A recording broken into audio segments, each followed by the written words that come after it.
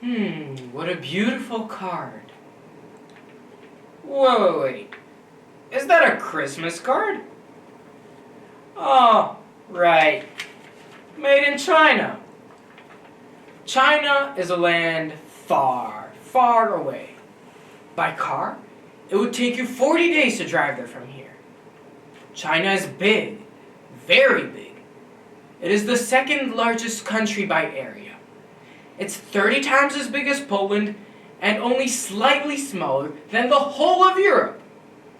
China is also the most populated country in the world, with almost 1.4 billion inhabitants. This means every fifth person is Chinese. Most of all, however, China is everywhere. Look around. Can you see it? No. Why? Because it's perfectly hidden. Look at the label on your mobile device. Made in Germany, right? Look closer. See it now? With the tiniest letters possible, it's written, Made in China. Surprised?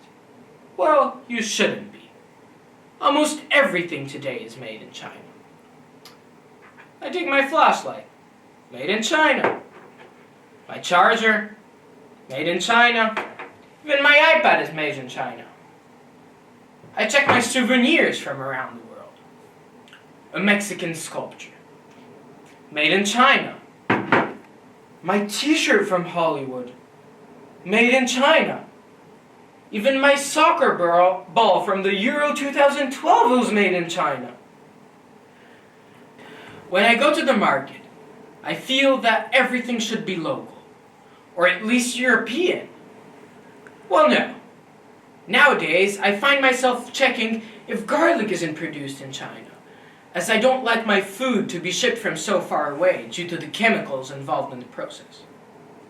China is by far the largest producer of garlic, with around 20 million tons produced annually, accounting for over 81% of the total world output. And what about my favorite Polish breaded pork chops? Could they also be made in China? By all means, as China produces almost 500 million swine a year. That's half of the pigs in the world. As we can see, China's international dominance is becoming a part of our everyday life. I wonder, would the whole world collapse if one day China stopped producing and exporting goods on such a scale? However, as with everything big and powerful, there are shady or even dark sides to China. China has a very bad reputation for destroying nature as a side effect of its massive production of low-cost goods, which later overflow international markets. The PRC is the biggest emitter of CO2 in the world, with almost 29% of all emissions. It is one of the most polluted and most polluting countries in the world.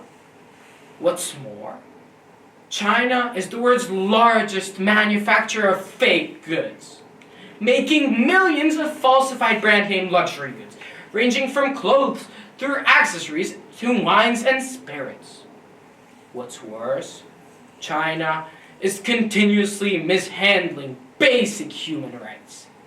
Chinese workers are paid extremely low wages and work in deplorable conditions. The Chinese government is known for controlling the population in every possible way. It censors the press and limits internet access. The PRC also controls the population size by having a one-child policy.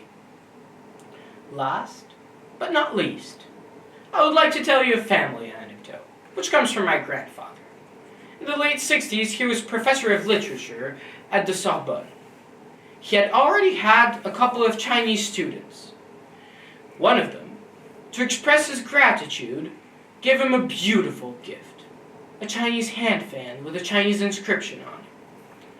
My grandpa was very moved, and after returning to Poland, he displayed it in his university office.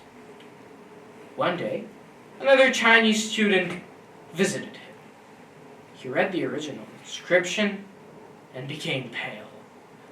"Professor, do you know what is written here?" "Not exactly. I suppose that's some words of gratitude."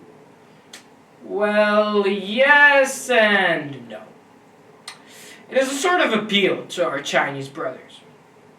Dear brothers, once you come to this house, please spare its owner. Professor Frybes was my friend, and I owe him a lot. These days, when China is overflowing the global market with its goods, and the Chinese are omnipresent, I keep my grandpa's gift cautiously on display. But seriously, I think that China is not only the most dynamic, but also the most problematic markets of the modern world. Made in China.